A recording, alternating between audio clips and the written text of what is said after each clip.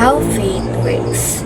Marami sa ating mga Kristiyano na kiniklaim nila na sila ay may pananampalataya sa kanilang puso. Pero pag dumating na yung times ng kadiliman, times ng pagsubok, sila ay nawawala or nahuhulog. Bakit? Marami sa atin ang nagsasabi na siya ay may pananampalataya pero hindi nauunawaan kung ano ba ang kayang gawin ng pananampalatayang ito. What is faith? Sabi po sa Hebrews chapter 11 verse 1, ang pananampalataya ay katiyakan sa mga bagay na inaasahan. Isang katunayan ng mga bagay na hindi nakikita. Meaning, naniniwala ka kahit hindi mo siya nakikita. Kiniklaim mo na mangyayari kahit walang sign. Kahit hindi mo maramdaman, naniniwala ka. Faith is not by sight or not by feelings. Ikaw ay naniniwala kahit hindi mo pa nakikita.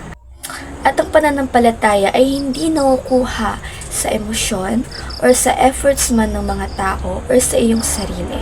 But sabi sa Hebrews chapter 12:2, look unto Jesus, the author and the finisher of our faith. So yung pananampalataya, ito ay nagmula sa ating Panginoon. When you accept Jesus as your Lord and Savior, tinanggap mo ang pananampalataya. Many of us accept the Lord. At yung pananampalatayang yun ay nasa ating puso. But sometimes, yung pananampalatayang yun na tinanim or nilagay sa atin ng Panginoon is hindi natin ginagamit. We depend on our strength, sa lakas mo na, sa emosyon mo na, sa sinasabi na ng kaaway, o sa sinasabi na ng mga tao, doon ka nakabase. Pero dapat tayong mga mananampalataya, in everyday life, or anumang sitwasyon ng ating buhay, we must use our faith na nilagay ng Panginoon sa ating puso. Mateo chapter 17 verse 20, at sinabi niya sa kanila, dahil sa kakauntian ng inyong pananampalataya, sapagkat katotohanang sinasabi ko sa inyo, kung magkaroon kayo ng pananampalataya na kasing laki ng butil ng binhi ng mustasa, ay masasabi nyo sa bundok na ito, lumipat ka mula rito at hanggang doon, at ito'y lilipat at sa inyo'y hindi may pangyayari. So sabi po doon, kung magkakaroon ka ng pananampalataya na kasing laki ng binhi ng mustasa, it can move mountains. Alam niyo po, ang binhi ng mustasa is napakaliit, tuldok. Pero alam niyo po, it can move mountains pala. Isa po sa mga revelation na makikita natin doon po sa pananampalataya na kasing liit ng binhi ng mustasa is napakaliit ng tingin ng mga tao pagdating sa pananampalataya. Ano doon na pinagdududahan nila, hindi pinapaniwalaan, pinagtatawanan. Kasi mahirap naman talaga na maniwala sa mga bagay na hindi nakikita.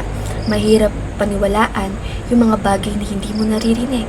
Kasi nga, ang prinsipyo ng mundong ito is to see, is to believe. Pero pagdating sa pananampalataya, to believe is to see.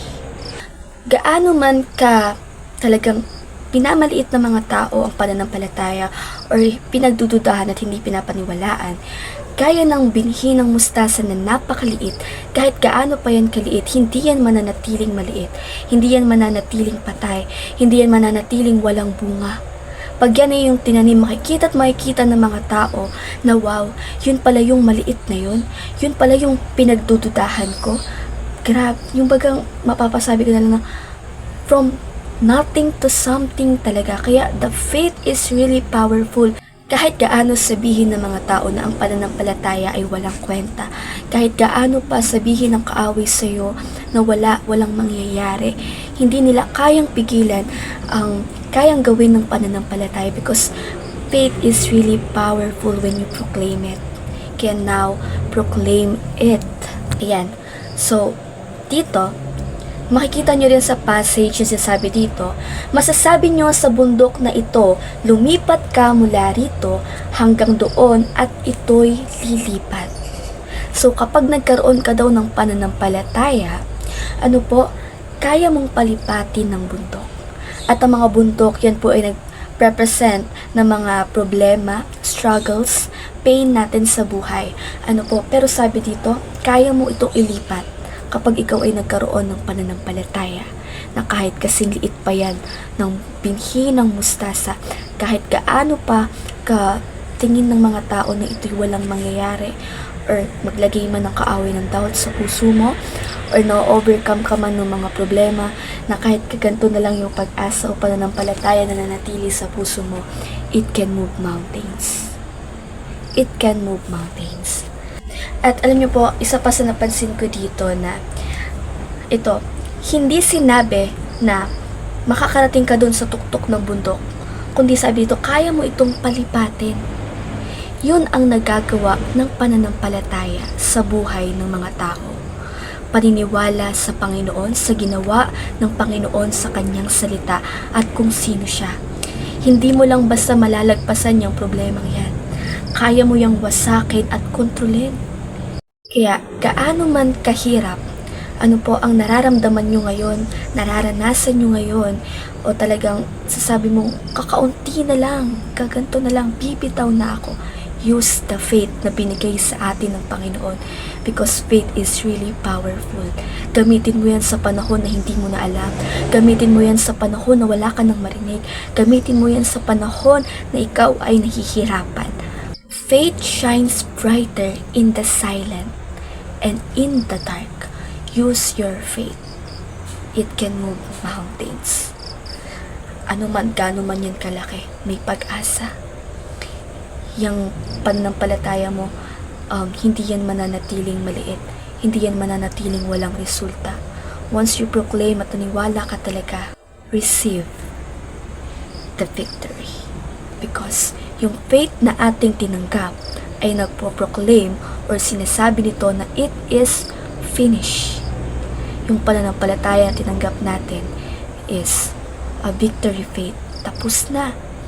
Kaya faith is really powerful. Use your faith every time.